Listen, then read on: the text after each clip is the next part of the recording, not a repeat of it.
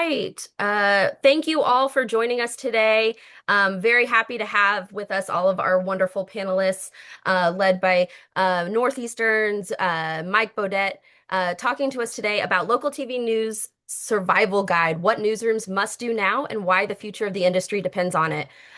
Just a couple of notes for you all. Today's webinar is going to be recorded, so you will get the link to that recording following in the following couple of days once we've had a chance to get that edited and on our website.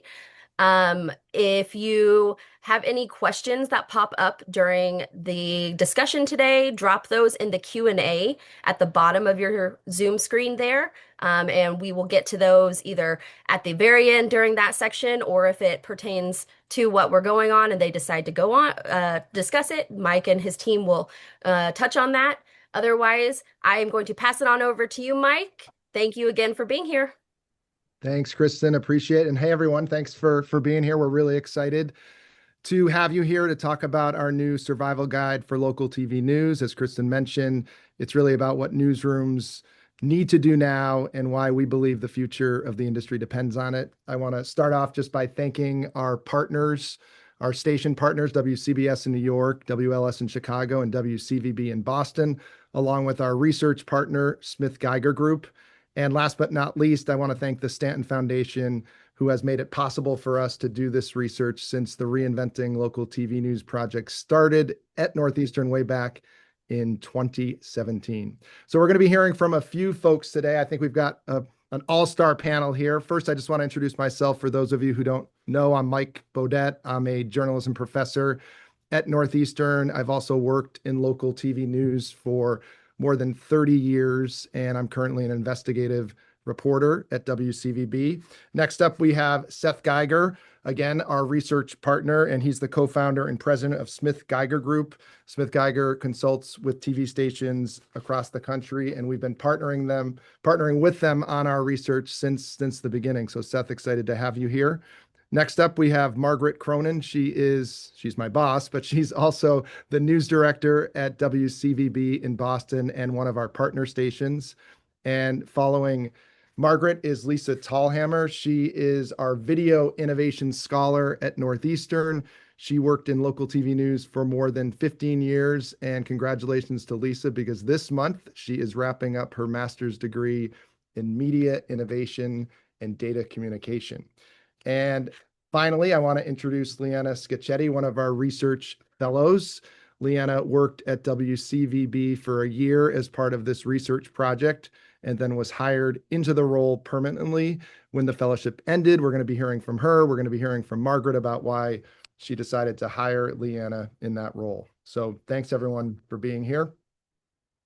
To start off, I want to encourage you, if you have not, to download our free report. The QR code there will take you to our website, which has the report, but also has all sorts of information. We had a reInvent Video Innovation Conference at Northeastern earlier this year, and all of our panels, our workshops, our keynotes, chock full of all sorts of great tips and information. That's all live up on our YouTube channel. So encourage you to download the guide, explore the website, and also please follow us on our social channels, join our community on LinkedIn, and also on Instagram. On the left of your screen, you're seeing 10 takeaways to reinvent your digital strategy, and that's part of the report. But I just want to sort of set the table and dive into a couple of these takeaways. And the first one being this idea of designing for online behavior. I think the bottom line here, and I hope that's why you're here, is this idea that a linear TV news story is not the same thing as a digital news story. And so it's really focusing on the platform and designing the content for that platform. Next up, number 6, authenticity over perfection. I love a beautifully shot and edited story as much as the next person, but I think one of the things we have to realize with digital content is sometimes it just needs to be raw. It needs to be real. It needs to be unpolished, and it just needs to have some authenticity to connect with audiences. And finally, what we're really going to be diving into today is this idea that we need to innovate like the future depends on it, because it really does. And I think we're going to make a case for that right now. I know it sounds dramatic to say that your TV station is on fire, but it's true. I'm not going to sugarcoat it. Local TV news is facing a crisis. It's urgent. and the time to act is now. And I want to start off by hearing from our partner stations, both the fellows and the managers, about what this industry is up against. Newsrooms across the country are doing what they can to stay relevant, especially with a younger crowd and a younger generation. Technology has taken us so far that you now, quote, watch your content on so many different platforms, from your telephone to your tablet to whatever the future is. People my age aren't going to check on local news. They just aren't, but they're checking Instagram. I think younger audiences in particular really engage with content that feels authentic. I think one of the most effective things about getting young people interested in digital and streaming content is really hooking them at the beginning of the story. We want to cultivate a new group of news consumers, and that's why engaging younger audiences is important.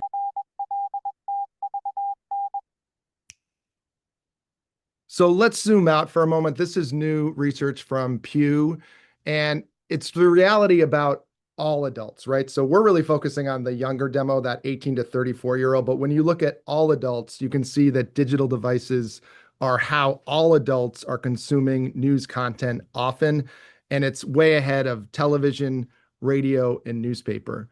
But then we zoom in, and that's part of what we did with our research project, and we're going to hear from Seth Geiger in a moment. But we partnered with Smith Geiger Group, and we surveyed more than 1,000 18 to 34-year-olds across the country. We really wanted to better understand their consumption habits. What do they like? What do they dislike?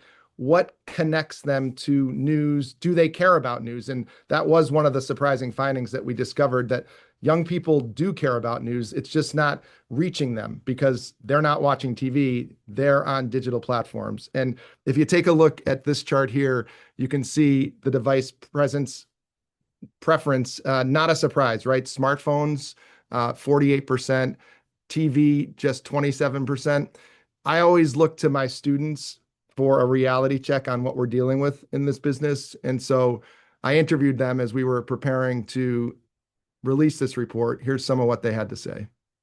Local TV news has been a little bit more stagnant. TV news is struggling to keep up with the fast-paced environment that younger people are looking for. People want some entertainment from the news that they're consuming. YouTube, TikTok, Instagram. We just want to have it on our phones immediately. Like, I want it served to me on a platter. All right, so I just want to run through a couple of charts before we bring in Seth. And again, this is all from our national survey of young people from across the country. And look right there. What is the top daily news source? YouTube, number one. Instagram, number two. TikTok, Facebook, and way down on the list, right? Local TV news. And then beyond that is the local TV website, which I also thought was interesting because on digital platforms, we see TV stations so often using their websites, right? But YouTube, Instagram, TikTok, that's where people are getting their content. That's what they wanted. That's where they want it. And then we specifically zoomed in on local TV specifically. How do you want to get local TV news from a local TV station? 44% said social media. And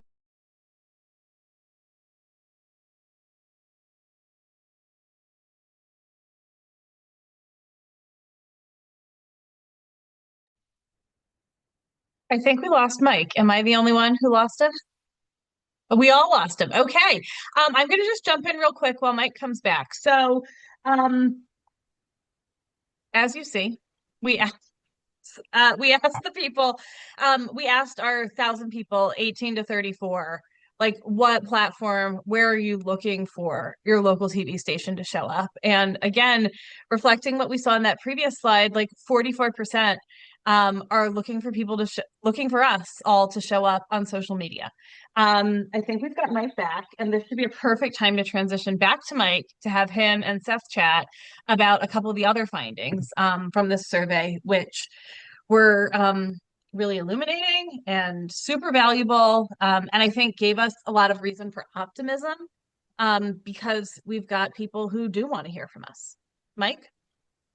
Perfect timing, Lisa. And you're getting a firsthand sense of our Wi-Fi at Northeastern, which sometimes can be a little less than reliable. But yes, Seth, great time to bring you in here.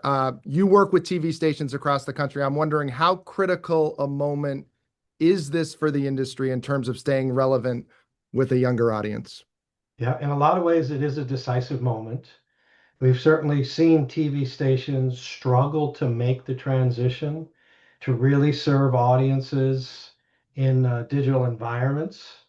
Uh, we've been talking, and TV stations have picked up the mantra of being a digital first mentality, but the reality is that has not truly become part of the day-to-day DNA of the television station. The most effective TV stations in this space really do understand about how to integrate brand across all of their platforms and to serve their audience in a more agnostic fashion so that you're deciding which platform. You saw one of the quotes from one of the students. News is important enough, it comes to me. I shouldn't have to do anything to get that news. And then that can certainly trigger responsiveness in terms of how and where you follow that news cycle. But I think one of the big challenges for television stations is to really serve audiences across all of the platforms that really matter. That's its own set of challenges. And I'll get into that in a second as we go through this. Yeah. I mean, Seth, how should newsrooms react when they see that number? 44% of young adults prefer social media for local news versus only 19% for TV. Yeah, I was at a large TV station last week and we actually had that discussion.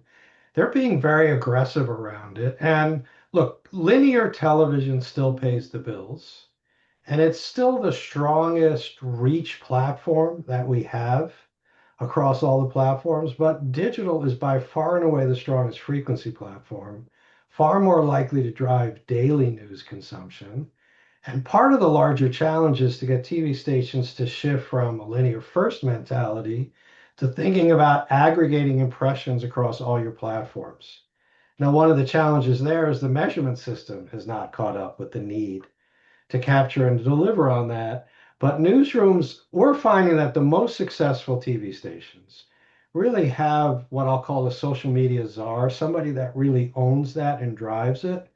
But it's not exclusively the purview of that individual to post and create content. That has to be distributed across the TV station with specific initiatives within the newsroom, across the weather team, so that the content that matters. And the good news here is the things we do really well on linear are exactly the things we need to do exceptionally well on these other digital platforms. We just need to evolve the form and the platform to really align with what the sensibility of each individual platform is. The days of repurposing a story from linear into a digital world, it just doesn't work. It creates a huge turnoff, and it's a significant misalignment with where the audience needs are.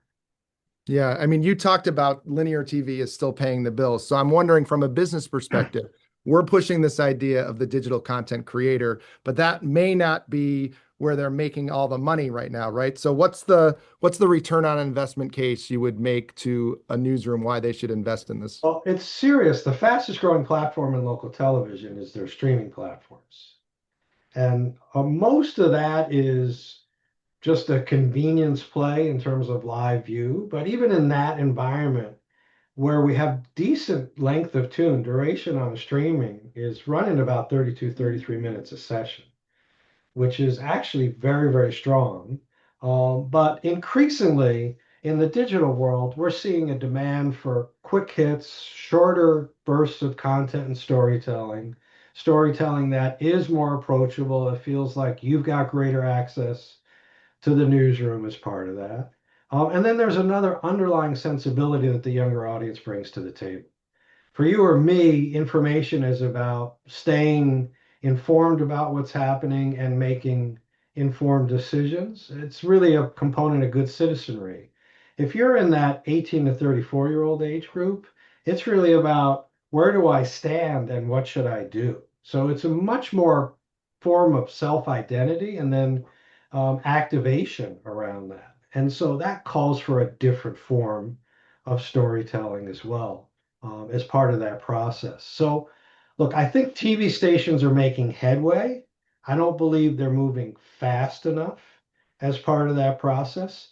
The other challenge is look, we're in a world where we keep layering new things on and place more demands on everybody in the newsroom, from reporters to producers all throughout. We've done a terrible job since the advent of digital of really setting priorities and winnowing the list within that. So we really run the risk of creating so many demands that the individuals collapse or they don't do anything effectively. So it's really about putting a clear agenda forward around what to produce for each platform to create that sense of priority. I'll give you an example. The TV station I was at last week, we were talking about the power of their investigative reporting. And then we talked about creating the investigative minute and where does that show up and how does that look on YouTube versus Facebook. Facebook, we were targeting 45, 54-year-old females. YouTube, we're targeting 25 to 44-year-olds with an equal blend of men and women. So it's that level of refinement and strategy that's really critical moving forward. What do you say to a TV executive that says, look, Seth, we're not making enough money on digital to invest in digital? Actually, that's not true anymore. So I did a recent audit for a top 5 market TV station, and they were distributing and publishing content to 42 different platforms, which was astounding. They had no idea that all content was being produced in all those places, but only 8 were measurable, meaning only 8 could be monetized. And then that TV station is getting about $250,000 of YouTube revenue a quarter because of their performance in there. So the idea that it's not monetizable is no longer the case. And again, it didn't start at that level. You need to make the investment. You need to create the processes within the context of the newsroom to get a broader team to participate. But if you execute on it, there are significant benefits, direct benefits, and then the ancillary benefits are almost immeasurable. We're seeing that about 38% of your digital posts are going to create an secondary action. That may be to open the news app, to go to the website.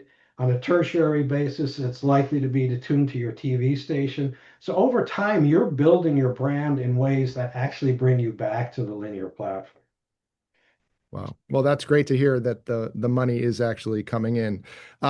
We're going to have question and answer session afterwards. So if you have any questions specifically for Seth, please drop them in the Q&A. But I want to keep things moving with a poll. First off, which digital platform do you focus on most when you're posting news content? We just want to get a sense of the folks out there. Please take a minute and answer. Is it your TV station, website, and app? Is it YouTube? Is it Instagram, TikTok, Facebook, or maybe you're just getting started and you're not sure?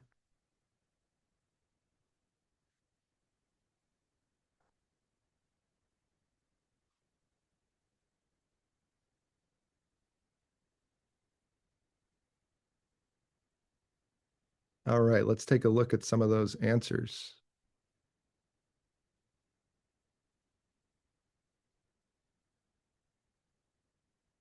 All right, and we're seeing the TV station website and app coming up as #1, followed by YouTube, Instagram, TikTok, not so much, Facebook, a little. Not surprising. Seth, what do you think about that? TV station website and app. It seems like that has been people's main digital strategy as opposed to some of these other platforms. Yeah, I mean, the key characteristic about digital is meeting people where they are. TV station, the website and the app, because they're branded, it's not surprising that that would be the set of priorities. But the reality is that YouTube is the fastest growing digital platform in the news space, and increasingly the area that I think TV stations should be emphasizing, not in place of what's happening on the website, the app. I would say you didn't have it as an option, but we're starting to see scenarios where streaming has already eclipsed the website in terms of impressions and importance. And in 2026, will start to eclipse the app. And we're also seeing in stations that are really executing around their streaming platforms a trajectory where it could eclipse some of the social media platforms as well over the Wow. next 6 to 9 months. Wow. All right. Interesting.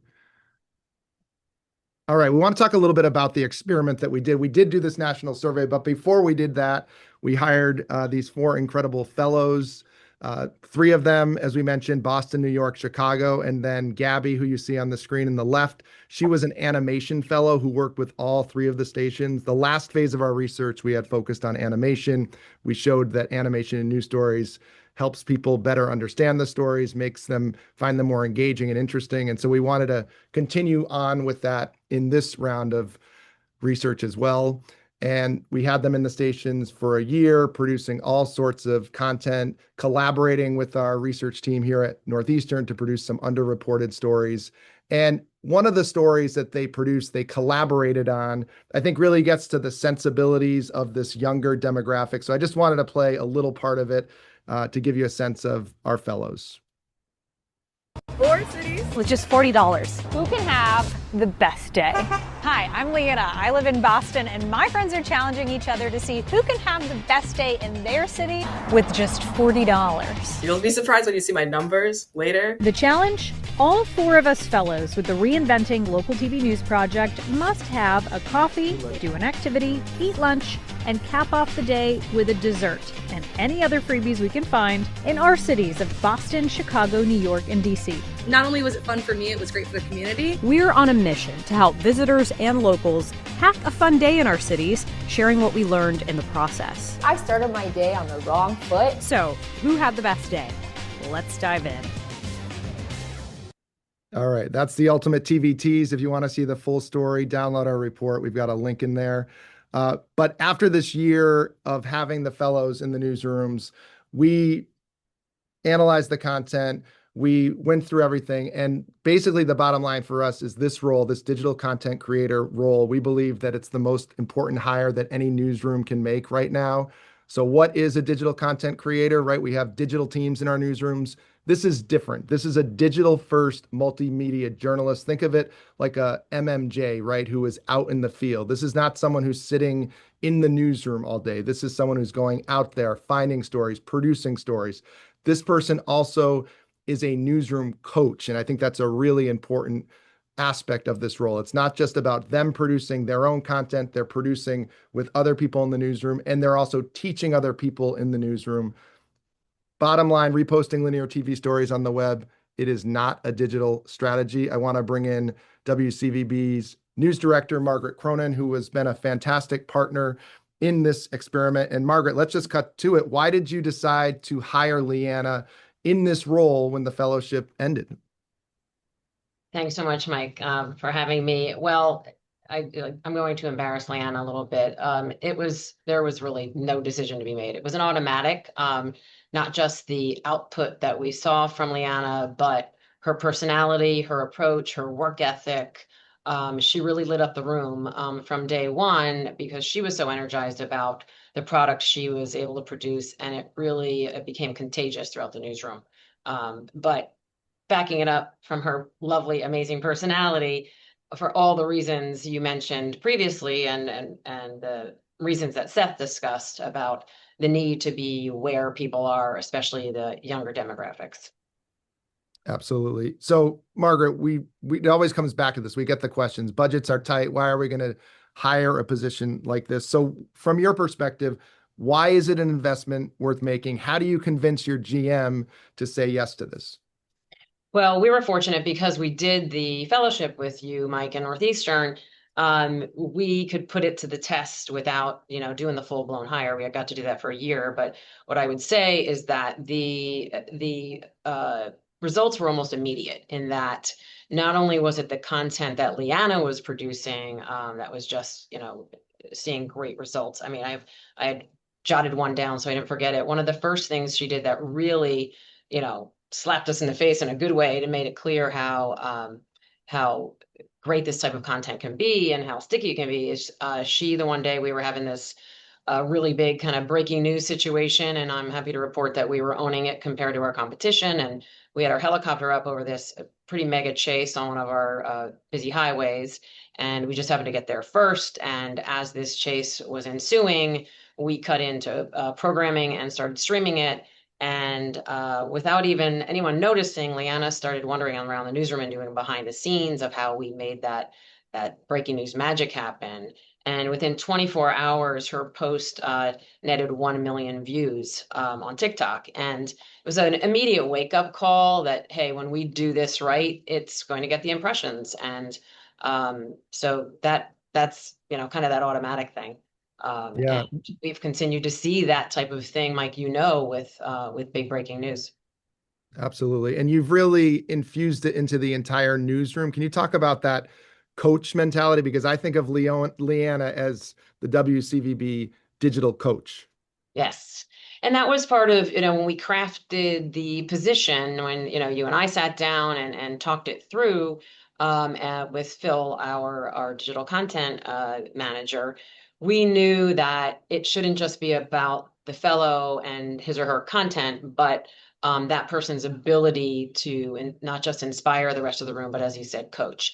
And another reason Leanna, you know, got the big nod when her year was up to come on full time is that she really worked extremely well with not just like main anchors, but with reporters in teaching them, you know, giving them the tools to create their own stuff, working with them to create videos, very creative videos that did well. And of course, success breeds success. You know, some of our folks see what another reporter had produced with Leanna, and then they want time with Leanna, and then Leanna got extremely busy, and then you have a news director coming out and say, hey, Leanna, pop in. I have an idea I want you to produce. But the coaching is really important. At the same time, she's a great reporter, creator of her own. And so we count on her to do her own content. She's very popular at WCVB, that is for sure. Margaret, final question. What would your advice be to other news directors who think this sounds good, but they're not quite sure how to jump in? Well, Seth said a lot of things that I think make it super, super clear. We have to be where that 18 to 34 audience is. We are monetizing impressions. And those impressions, you know, across all platforms matter. Even in the places on the social media front, obviously it's harder to specifically monetize those. But if you add the social media impressions to the mix of your web and app and YouTube, and that number keeps growing, obviously you can sell that. And so I just encourage people to take a step back and look at, you know, the future is here, people. I don't think I have to tell anybody on this Zoom that we need to be in this space bigger and better than ever before. Absolutely. All right, Margaret, thank you so much for sharing your insights on this. I want to toss it over to Lisa Tallhammer, our video innovation scholar, who's going to give us some strategies for how we can put some of this into action. Hey, everyone. Again, thanks for taking a little time from your day to spend it with us. And for the folks who've sent in questions already, we're seeing them. Thank you so much. We're going to probably loop back to most of them at the end of this session. But we've talked a lot about why, but like there's also the how question, obviously. And I think one of the things that's exciting is that as television journalists, we're all really capable video storytellers. And so we are hoping that this research helps you picture the ways you can take the strengths of video storytelling that you already have in your newsroom with people you already have working for you and just adjust those strengths a little bit to fit a slightly different platform. So we're going to start off by showing you all a video, one of the videos that one of our fellows created. Angela, who was working in Chicago, and Gabby, our animator, collaborated on this. And it was our highest testing video that we showed our survey participants. And so we're going to watch that video, and then we're going to break down a little bit about what works and how it exemplifies some of the major traits that we're seeing in successful social videos. Mike, you want to play it? It's tornado season, but don't panic. I'm ABC7 meteorologist Cheryl Scott, here to tell you about 5 safety tips to prepare you for a tornado. First, build an emergency kit, non-perishable food, water, a flashlight, and extra batteries, and a first aid kit. Number 2, know what the alerts mean. A tornado watch means there's a chance of a tornado forming, so be on alert and ready to take action. A tornado warning means you should be heading to your shelter as soon as you can. And And if a tornado is imminent, number 3, make sure you get to a safe place such as a storm cellar or basement. Number 4, protect your head and feet. According to the CDC, falling and flying debris causes the most deaths and injuries during a tornado. Have appropriate headgear and shoes ready. And lastly, stay tuned on ABC7 for the latest updates and warnings on severe weather conditions. So here's a little bit about what our survey respondents said when they watched that video. We asked them, how well do each of the following words and phrases describe the news story you just watched? And this tornado video was the top vote getter, if you will, for all of these categories: direct and to the point, trustworthy, comprehensive, meaningful, thoughtful, visually interesting, well-crafted, memorable, includes visuals and graphics that enhance the story. And I think these are things that we all want our stories to do. And so I think it goes to show that while we might first encounter cute animal videos or videos of people falling over or like all sorts of comedy, funny stuff on social media, there still is truly a place for stories that resonate and that are valuable to people. And we're really excited that video receives such response. So these are our 5 strategies for winning digital content. And I want to go through a little bit how that video we just watched exemplifies 3 of these. First of all, the video is 50 seconds, or 52 seconds? I've got my notes to the side, which is right in the ballpark of what our testing indicated was the ideal length for video design for social. We tested videos ranging in length from like 10 to 15 seconds to many minutes long, 3, 4, 5 minutes long. And we found that on average, the best length to aim for is about 50 seconds. Secondly, the video prominently featured animation. And as Mike mentioned, previous rounds of reInvent's research have looked at animation and found that it really helps people remember the stories that they're seeing. It also matches the visual language of what folks expect from social media. Social media, you'll often see Instagram carousels with graphics in them. And so we think that it's really important as you're building these stories for these platforms to think about the visual language that is appropriate for those platforms. And while that video involved like some really expensive animation, we had Gabby putting together those really great visuals to go with it. As a former line producer, I can tell you that I can imagine ways to build graphics with the systems that already exist that might have done some similar things to what that animation did. So we just want you to think about, or I like to think about, what are the different ways we can execute on this same idea if we might not necessarily have an animator on staff, because we all know graphic departments have certainly taken hits in the last 10, 15 years. Thirdly, the story tone and choice. The people in our survey, those 18 to 34-year-olds, told us that the topics they most wanted to see stories about were breaking news and weather. And so like this certainly checks those boxes. But the third most desired attribute for news on social media was what we called a fun and informal tone, which I think this video also has. Maybe not fun, but informal. The meteorologist, as you saw, was holding a mic in the style that we see in social media videos, which I know all of our instincts are to clip on the lav and not hold the microphone, but like that is something that has become part of this visual palette that we're all used to. And in addition, like the way she's talking directly to camera to me feels kind of like a mix between a FaceTime and a stand-up. It's not quite as formal. It's not some wide shot. It's in closer and designed to make you feel like I said, more like a FaceTime than necessarily something that's far away and for traditional television. This video checks the last 2 boxes a little less, but I'm sure it does somehow. Our 4th item was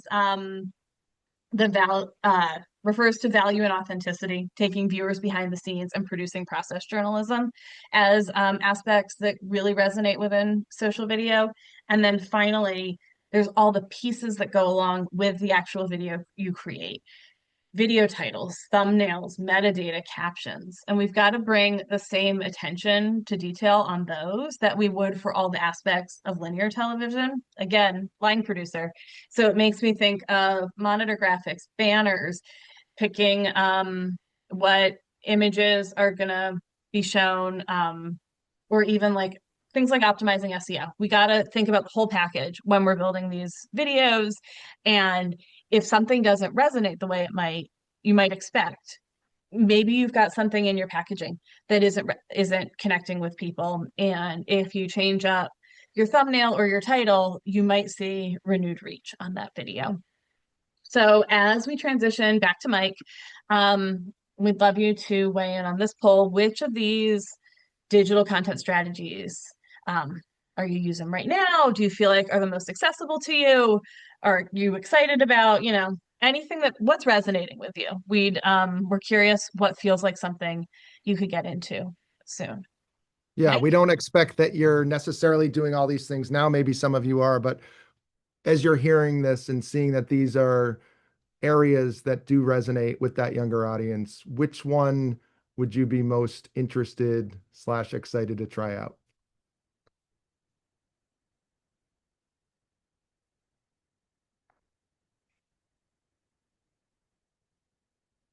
And I'm curious what's going to get the win. Let's see.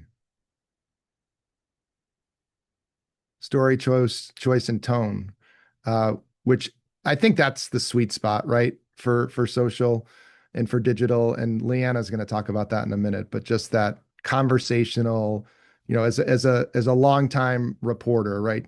3 decades, I'm getting old, but I'm always trying to like pull back from that reporter voice. And I think that that's something everyone, I mean, the younger generation just does it naturally on digital. And that's the language. They can tell BS, right, when they're looking at it. And I think a lot of times that sort of traditional old-fashioned delivery is a BS meter for the younger audiences. All right. So before we get to Leanna, we're going to talk a little bit about this role, and you can see on the left-hand side sort of what she does. But I think the real way to show you is to show you this video that Leanna put together about the day in the life. What exactly does a digital journalist do on a daily basis? This is the other side of the iconic Boston Marathon finish line. Well, for me, it could mean just about anything. So here's a picture of the tank after the explosion. So what might a typical work week look like? Well, most days start with a morning editorial meeting to see what stories the team is working on. But I also might head out of the building to shoot a story. And I'm a one-woman band, so that means I'm running the camera, setting up lighting, audio, and simultaneously doing the interviews. I carry everything around in this little wagon, and you'll usually see me filming with both my camera and my phone. Sometimes the weather is great, sometimes it's not, and sometimes I'm really getting my steps in. There's Paul Revere. When I get back to the newsroom, I'll start writing and editing. I'll usually edit multiple versions of the story, one for our website, one for social media, and a version that will go on air. And when I make this face, I'm working on a headline. So yes, I have to write the accompanying web article and any push alerts so I can send the story right to your phone. Now, if I'm fronting a story, which means going live, I'll coordinate with the show producer to make sure all the elements are good to go. And then I do my hair and makeup, I mic up, and go for it. But a lot of the time, I am at my computer researching, setting up stories, tracking analytics, working quickly to post content on breaking news and weather. And honestly, one of my favorite things is getting to produce content with my colleagues. We shoot lots of behind-the-scenes content and explainers. Last but not least, while it doesn't happen every week, I have a blast working with interns and going to meet with local students who have great insights on how their generation is consuming news content. So there you have it. Some days are a little wild, some days are pretty tame, and bottom line is, I love my job. If you have any questions, I'm happy to answer them. Just let me know in the comments. Until next time. And Leanna, I think one of the things you point out that we haven't mentioned is this idea, just because you have a digital content creator, that doesn't mean they're not appearing on TV. They are appearing on TV, but as you saw in her outline on the left, it's like drawing viewers. So it's a tease to get the viewers to go to digital. So without further delay, let me toss it over to Leanna. Thank you, Mike. And I was not lying, and I'm not just saying I love my job because my bosses are on the call. I really love my job, and I'm so thrilled to have been able to contribute to this report to an industry that I love. And so my goal for this portion is to say, this is great information. How can I walk out of the Zoom and do something with it? So I want to start with the format, because I think what we've been talking about is what we're doing on digital is all the same great stuff we are great at television, just slightly repackaged. And so I want to share with you something that Maribel Lopez, the executive in charge of PBS Digital Studios, shared with us back in March at our reInvent conference, the links to panels of which you can find in this report. On the left, you have our traditional format television package that starts with a lead-in, builds up to a climax and reveal. Starting on digital, that doesn't necessarily translate. What we want to start with is a really strong hook. And yes, important and grabby leads have always been important in television, but the hook on social media and these emerging platforms and streaming may look a little different. Maybe your hook doesn't make a whole lot of sense at the beginning and then you develop on that, or maybe it's a question. So you bring in that quick hook that you can revisit later on in your story, you develop and contextualize. And this goes back, the end of your video, to something Seth was talking about. Gen Z, young audiences, they want to know how they can connect with your material. And so Maribel suggests this call to action. How can they take that information you've presented in your video and act on it? Maybe how can they get involved? How can they volunteer? How can they learn more? How can they build their own tornado preparedness kit? Sometimes the call to action is encouraging people to go to your other platforms to engage with other content. So on our next slide, we have a video that I did in October that I think hits on some of these points in our emerging platforms. So we'll play it and then. Remember when a town in Massachusetts kind of banned trick-or-treating? I was recently going through the WCVB archives and I found this story from 1994. We're gonna cross our fingers and go for it tonight. Back to trick-or-treating. Up until that year, the children of Rockland, Massachusetts had largely stopped trick-or-treating. But this wasn't just like a 1 or 2 year thing, because I went digging and I found this story from 1979. This is Rockland, and trick-or-treating does not exist in this town. But the spirit of Halloween is nonetheless very much alive. And this story from 1978. As far as we know, Rockland is the only town in America that has placed a legal ban on trick-or-treating. According to these stories, the town got serious about curbing trick-or-treating around 1973. What time does this next set of parties start? There was apparently a reported incident in which a child found a razor blade in an apple given out on Halloween.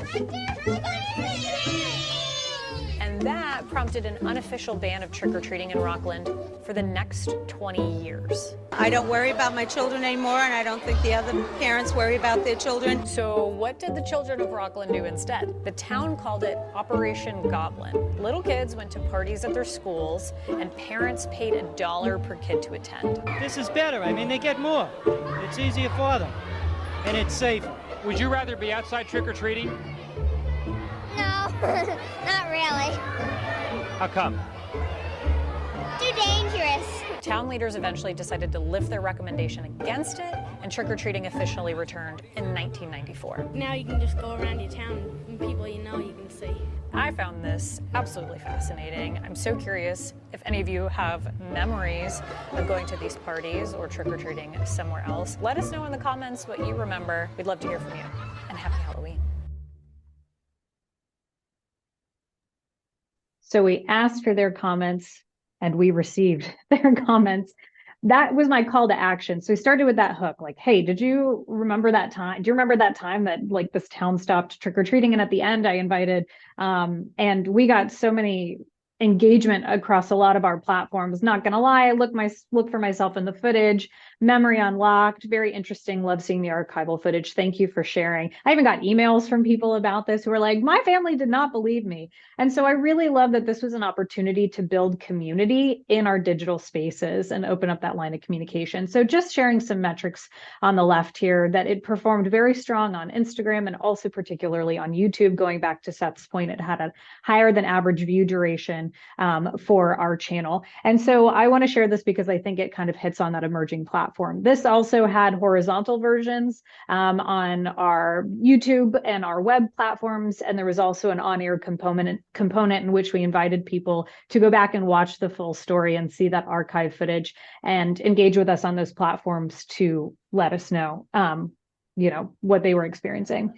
So moving forward, I just want to hit on a couple of things you can do today. I'd also like to point out that while that was sort of a lighter, fun approach, a lot of my work is focused on breaking news and weather, which continues again and again to not only be popular on these platforms, but also is something that our teams here just do incredibly well that we want to make sure we're highlighting and people have access to on our platforms as well. And I work hand in hand with our amazing digital content manager, Phil Tenser, and we are in lockstep making sure that I'm contributing, when we have major trials and breaking news and important weather events coming up. And so, maybe you're like, Leanna, I just need to start simple. Maybe it starts with a cut down raw interview. Some of our most viral moments have been interviews gathered in the field. I'm quick turning around.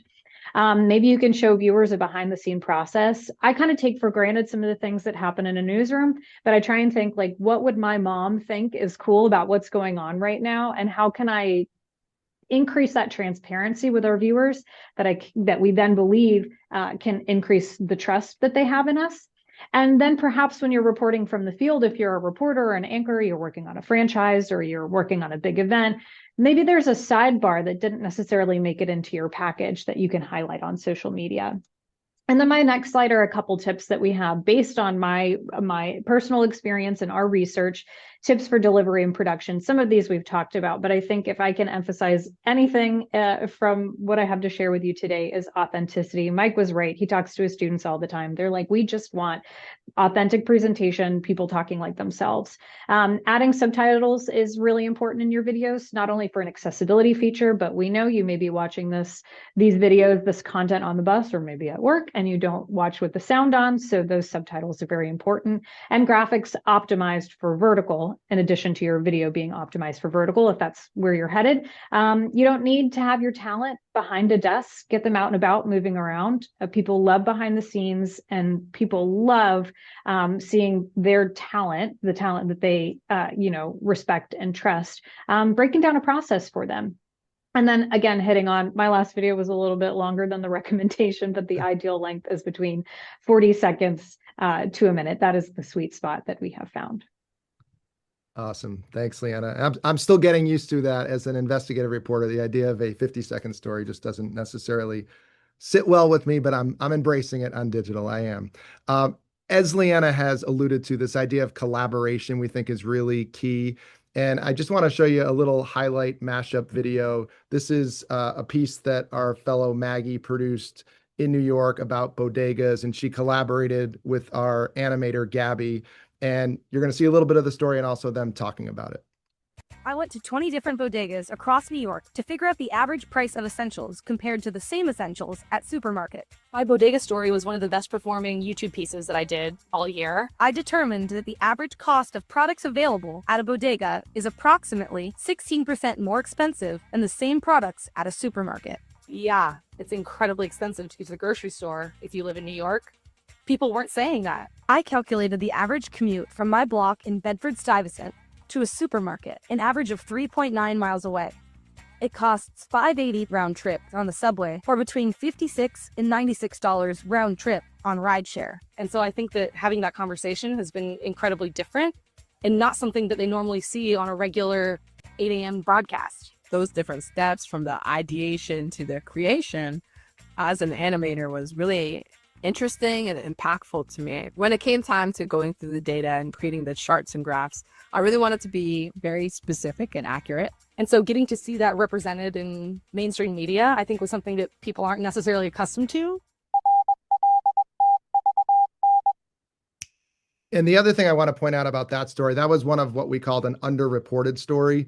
So the fellows work with our student research team here at Northeastern, and the students would find stories and trying to find stories that aren't necessarily getting covered on traditional linear TV. And the bodega story was one of those, and we did them across the board. You can see more of those if you download our report and check out the links. I do want to get to the Q&A. So I'm just going to go through this really quickly, but I think across the board from each station, whether it was on YouTube and Leanna's WCVB Beyond playlist, getting 2.4 million views during her fellowship, or whether it was on Instagram at WCBS, where Spike Lee actually shared a story, an Instagram reel that Maggie put together, and it just took off from there. Or if it was on TikTok, we had a viral hit in Chicago with the National Association of Black Journalists convention and reaction to a speech there. So we really saw success across the board, and also really want to congratulate Leanna, who ended up winning an Excellence in Innovation Award, Edward R. Murrow Award this past year for her content that she produced. Bottom line, we want to make this case for the digital content creator. You don't exist to your next generation audience unless you're on digital. That's really the bottom line. And this digital content creator coach really can transform your entire newsroom's digital capability. I think we saw that across newsrooms, but especially at WCVB, where Leanna was embraced by the digital team and the news director. And finally, the return on investment. Seth gave us some positive news. It's about audience development. It's about brand building. There's digital advertising, and there's monetization now, but there's also future monetization. So really need to invest now. Start now, hire a digital content creator, pilot the position. Okay, say you can't invest right now, give your reporters a day or two a week to function as digital content creators. Seth mentioned we keep piling more and more and more on people. So find a way to let people do that and do it for a day or two a week. And one of the things we heard from the fellows across the board, that this was also a way to cure burnout in the newsroom, that the fellows really felt like re-energized. And so think of it as a morale builder in your newsroom to give some of your really talented reporters an opportunity to, spread their creative wings.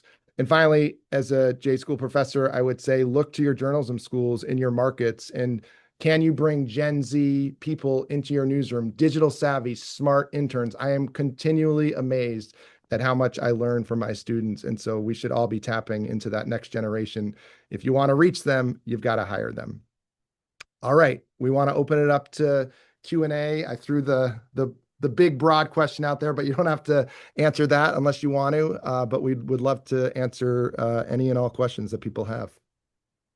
So, Mike, we've got two that I think touch on some of the things that, like you just brought up. For example, with giving folks, somebody already on your team, a day or two to work on digital first content. So Jason asks, what does a daily workflow look like for a modern reporter MMJ who's focused on digital first, TV second? Does the traditional news package go away to make more time for digital or vlogging? We'll start there, and then we'll talk about who we should be looking to take on some of these kinds of roles. Yeah, well, why don't I throw that to Margaret? Because, Margaret, you're managing a team of reporters and digital people as well. So what would you say to that? I'm laughing because I knew that was coming my way, Mike. Thank you. Actually, so what I would say is, whether you're an MMJ or a reporter working with a photographer, you should expect it to be part of your daily workflow, i.e. you're doing both. I know it sounds like a lot, but I can tell you right now that since we conducted multiple digital training seminars last spring, people just have gotten in the groove. So we have some reporters, I'm sure it's the same at your stations, that are doing hits at 4, 5, 6 p.m. Somehow they're churning out some really great vertical videos as their photographer might be editing a piece. They're actually putting together their vertical video. Again, if you're an MMJ, I know it's an extra load, but based on what we've seen across the board, it is doable. And it's as I think, Mike, you just mentioned, it's kind of re-energizing our people, because they're working with a different part of their brain to create really exciting content in a different format, and different from the standard television package. So I think overall, expect that news directors are going to be asking you to get it all done. But I will say, just a quick note, if there's something really special that we want you to work on, then we will maybe not pull you out of the mix for an entire day, but go easy on you a bit to allow for that extra creativity and to turn a really great video. And I thought the way that WCVB approached it with the general assignment reporters this year was smart, in that, Leanna and the team, we did all these digital presentations, and it was the expectation was one vertical video a week. So it wasn't saying like you have to do it all every single day, but it was like start small, figure it out. And I know it's really taken off in terms of the traffic on our digital platforms. Seth, I'm going to call on you too for this one. I know we've talked a little bit about the evolution of what a good story for television looks like, and how we think, you think that what the types of stories that resonate on social might eventually start to influence what we're making on linear. Can you speak to that just quickly? Yeah, I would think you framed it, I think, in the appropriate way. Many of the things that we're experimenting with and finding our footing with in a digital environment will invariably invigorate our storytelling on television as well. And we're also seeing a shift really across the news landscape for more of I guess the best way to describe it is an infusion of humanity into storytelling.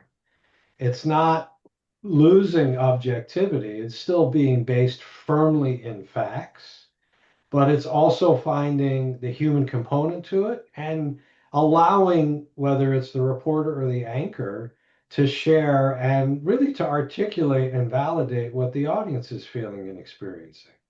So it's bringing more dimensionality to storytelling. It is introducing and interjecting that human voice and human sensibility. That speaks to the authenticity that we talk about. Look, talent is still very, very important, but it's talent that is actually making a real connection between their team members and between the team and the community and the audience itself. It's really interesting. If you think about the biggest brands on social media platforms, it's not companies, it's personalities. And so we've got to find a way moving forward to inject personality without in any way diminishing our fact-based reporting. Yeah. Oh, Leanna? I was just going to say, I have two pictures staring back at me on my desk. I've got Dolly Parton and Edward R. Murrow. Dolly reminds me, be true to yourself. Edward R. Murrow reminds me that our journalistic integrity above all is the most important. And to Seth's point, very often I will start writing what I think is going to be the social media version of a story. And I think, you know what, that's the story, or that's the version of the story that is also working best to grab my audience on air or on our website. So it very much, that emerging format has very much started to blend into my quote unquote traditional format. Yeah, so to loop back to that question, I do wonder if we will start to see the emerging format that resonates so well on social start to become more prominent on linear. And then we're getting away from what we were talking about with just growing workloads. We've got more questions than we're going to be able to get to, but we will connect with the RTDNA, our friends at RTDNA, to get your email addresses so that we can get back to you. But Leanna, before we go, can you talk a little bit about the tools you're using? Are you using native platforms like Instagram and TikTok and editing in those, or are you talk to me about like tools very briefly? I use linear editing platforms, but I'm also using some of those phone first platforms. It all depends on the length of time I have to work on something. So a lot of time, if I am working in the field with our crews and I need to turn fast, I'm doing it on my phone. And of course, some of your capabilities, and that's like a quick turn, right? Because some of your editing capabilities are maybe a little bit limited or quick turning. So a combination of both. And I think that a lot of folks that I've worked with just find what works for them, and then they try out a couple different platforms and find the one that they're most comfortable with. So it's a combination of both, depending on the needs and time. Great. Mike, you want to wrap us up and let people know how they can get in touch with us if we have questions that we weren't able to get to, or that you didn't want to ask in front of maybe the news director from down the street? Yes, absolutely. So again, follow us on our social platforms. If you tag us with something about today's webinar. We've got some cool swag that we're going to be sending out. So tag us either on Instagram or LinkedIn, and we'll get you some of that swag. Take out your camera, get that QR code, download the report. We want to hear about how you're using these things. We want to hear about the challenges. The research is continuing, right? We've got a whole new set of innovation experiments that are set to launch in 2026. So we're looking for more partner TV stations. So please be in touch. Thank you for your interest. We're excited that you're interested, and we want to hear what's working, what's challenging, and we just want to keep going and try to inform audiences, especially younger audiences, because we believe in this industry and we believe that people care about news and information. So thanks everyone for being here. Really appreciate it. Thank you, everyone.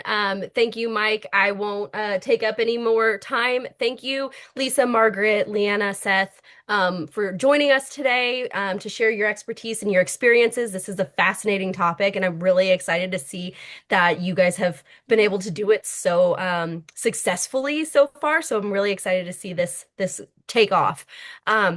Like Mike said, we will at RTDNA share all of this information out to everybody registered.